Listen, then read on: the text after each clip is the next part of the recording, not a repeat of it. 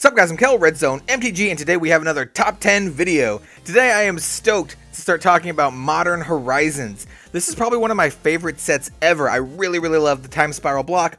This is basically Time Spiral 2, and it has a lot of really sweet stuff for the formats that I like, such as Oathbreaker and Commander. So this is going to be a list of my top 10 favorite cards in Modern Horizons, specifically my top 10 favorite new cards in Modern Horizons, not reprints. Also keep in mind that my two favorite formats are Oathbreaker and Commander, so these picks are going to be kind of geared towards that. And this is actually going to be a top 12 list, not a top 10 list, because there's so many sweet cards in the set. Now before we get started, I do have a couple quick honorable mentions. First up is Urza. I think he's incredibly powerful.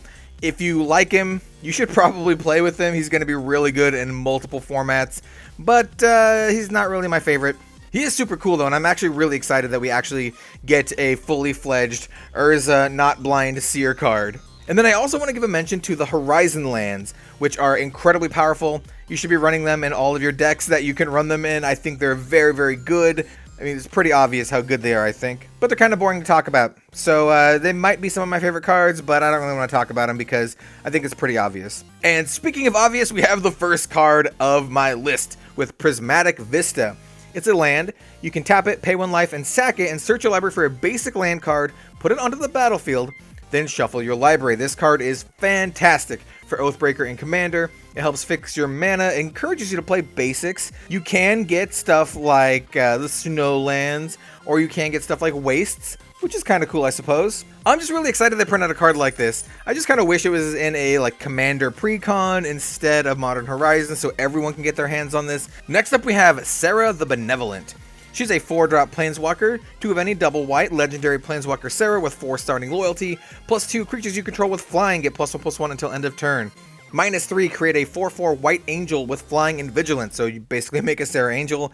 And then -6, you get worship, which is to say you get an emblem with, if you control a creature, damage that will reduce your life total to less than 1, reduces it to 1 instead. I think this card is really cool for Oathbreaker. I definitely want to make an Oathbreaker style angel tribal deck. And yeah, not much else to say. I think this card's pretty sweet. Next up we have Mirrodin Besieged. This is an enchantment for 2 of any and a blue.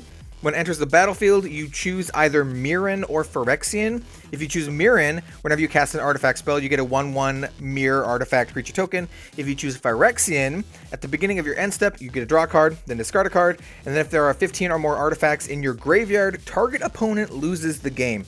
I like this card for a lot of different reasons. I think this card is really sweet in any kind of artifact style deck for both Oathbreaker and Commander.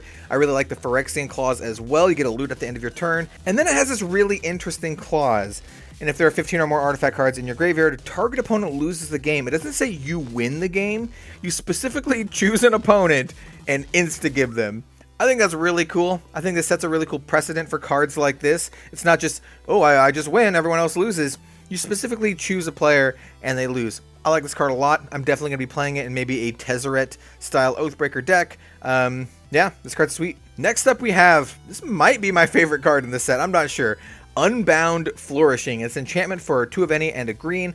Whenever you cast a permanent spell with a mana cost that contains X, double the value of X. And I do like doubling stuff. Whenever you cast an instant or sorcery spell or activate an ability, if that spell's mana cost or that ability's activation cost contains X, copy that spell or ability. You may choose new targets for this copy. This card is so sweet. There's so many cool things you can do with this. I mean, I guess the most boring would be like Hangerback Walker and Walking Ballista. This is also a Windmill Slam in the blue-green Nissa Oathbreaker deck. This card is so cool and it enables so many cool things. I really want to get my hands on one of these and play around with it. And if I do get one, I'm going to be making that blue-green Nissa deck. Next up, we have one of the swords with Sword of Sinew and Steel. It is an artifact equipment for 3 of any equipped creature gets +2/+2 and gets protection from red and black. Whenever the equipped creature deals combat damage to a player, destroy up to 1 target Planeswalker and up to 1 target artifact equipped to. This card is sweet in Oathbreaker for obvious reasons. It blows up Planeswalkers, kill their Oathbreaker, kill their other random Planeswalker they have, blow up artifacts, blow up their ramp, blow up their, pesky prison cards. Who knows? This card is awesome. I really like the whole sword cycle. Spoilers, we're going to be talking about the other sword as well. I got to get my hands on a couple of these. I think it's really good in both Oathbreaker and Commander. And next up we have the other sword, Sword of Truth and Justice. Same kind of deal, except the creature gets protection from white and blue, and then it says whenever a equipped creature deals combat damage to a player, put a 1/1 counter on a creature you control, then proliferate. So this is really sweet in any Super Friends deck. Slam dunk for Oathbreaker, slam dunk for Commander. This card is super sweet. If it ever gets really cheap, I would pick up a couple of them, but I don't think so. I think this is going to be a fairly spendy card for a while. Next up is Winds of Abandon, or as people are already calling it, the White Cyclonic Rift. Is it that? Maybe. Not quite. It is a sorcery for 1 of any and a white. Exile target creature you don't control. For each creature exiled this way, its controller searches the library for a basic land card. Those players put those cards onto the battlefield tap, then shuffle the libraries. Then it has an overload of 4 of any and double white. So for 4 of any and double white, exile all creatures you don't control, and then everyone gets lands for all the creatures that died. That's really sweet. I mean, this is kind of like a board wipe everything except for your stuff, which is awesome, which is, you know, amazing in Oathbreaker and Commander. It only has a converted mana cost of 2, so playing it early is also pretty good. The fact that it's a sorcery kind of hurts it a little bit, but also makes it a little bit more balanced. Yeah, this card's awesome. Put it in all your white decks. Next up, we have one of my favorite characters in Magic history with Yawgmoth, Thran Physician. I never thought they'd actually make a Yawgmoth card. I was like, yeah, they'll probably make an Urza or probably make another Mishra, but Yawgmoth, I was like, nah, they'll never make him. So what he is, he's a 2/4 legendary creature, human cleric for 2 of any, double black, protection from humans. You can pay 1 life and sack another creature and put a -1/-1 counter up to 1 target creature and draw a card. You can pay 2 black and discard a card to proliferate. I really love the flavor on this card too. This is kind of like pre-Phyrexian Yawgmoth and his like Thran, like scientist type days. He like causes disease and like amplifies it and stuff. He is like Windmill Slam for my mono black EDH deck, and he'll probably go in a lot of other decks too if I get more than one. I just love Yawgmoth. He's awesome, and he's joining my list of Magic characters that can form a metal band, because I can definitely see Yawgmoth in a death metal band. Next up, we have this little snack with the Hex Drinker. He's just a 2/1 little creature snack for 1 green, but he has level up. When he's level 3 to 7, he gets protection from instants, and he's a 4/4. When he's level 8 or higher, he's a 6/6 with protection from everything.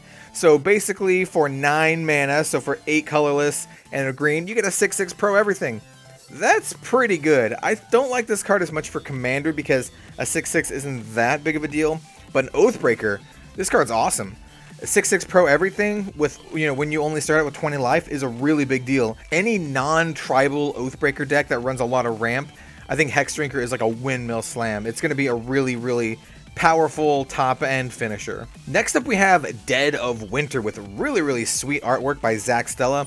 This is a sorcery for 2 of any and a black. All non-snow creatures get -X until end of turn, where X is the number of snow permanents you control. I think that's really sweet. One of my favorite cards to play in Commander is Mutilate. And this is very similar to Mutilate, especially if you just run all snow basics. So like in a mono black deck with just all snow-covered swamps, this card is sweet.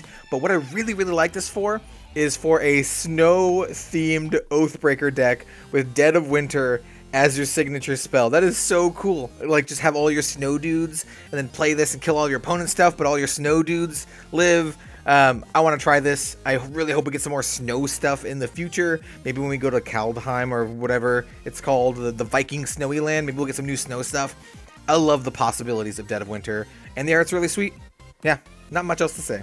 The next card is also another one that I really like for Oathbreaker, specifically as a signature spell. We have Kaya's Guile. So it's an instant for 1 of any, a white and a black. Choose 2. Each opponent sacrifices a creature, exile all cards from each opponent's graveyard, create a 1/1 white and black spirit creature token with flying, you gain 4 life, and entwine 3, which means you get all of the effects. The fact that it says each opponent for like multiple clauses is really good for Oathbreaker and Commander, especially if this isn't, you know, your signature spell. I really like signature spells that are flexible in Oathbreaker, and this is definitely flexible. It hoses over graveyard strategies. It gets rid of big dudes. I mean, if they only have big dudes, it's not really good against token strategies. It makes tokens so you can block, gains you life, so it's good against like burn, and it is super flavorful for any Kaya deck. This has got to be like definite consideration for any Kaya Oathbreaker deck, and if I ever make one, which I probably will, this will probably be the signature spell. And finally, we have Wrenn and 6 which is a new character for Magic the Gathering. It is a 2-drop Planeswalker, a red and a green. It has 3 starting loyalty, and it has 3 abilities. +1, return up to 1 target land card from your graveyard to your hand. -1, Wrenn and 6 deals 1 damage to any target. -7, you get an emblem with instants and sorceries in your graveyard have retraced. This will definitely see play in some various commander decks, especially land strategy decks. But what I'm really excited for this card is an Oathbreaker, which is, pretty obvious. 2-drop Planeswalker with some really sweet abilities. You can do like a lands strategy with Wrenn and 6. The -1 ping clause is not irrelevant. You can take care of a lot of, low toughness dudes. And only costing 2 mana is such a big deal. This card is just super sweet. I don't know if it's overhyped for like constructed formats like Modern or anything like that, but I think in Commander and I think in Oathbreaker, this is just probably one of the best cards in the whole set. And that's the video, guys. If you liked it, leave a like, comment, and or subscribe. It all really helps, and I appreciate it oh so much. What are your guys' top favorite cards for Modern Horizons? There are some really sweet ones for Commander and Oathbreaker that I didn't even talk about. Anyway, guys, I think I've talked long enough. I hope you all have a fantastic day, and I will see you next time for some more Magic the Gathering content. See you later, guys.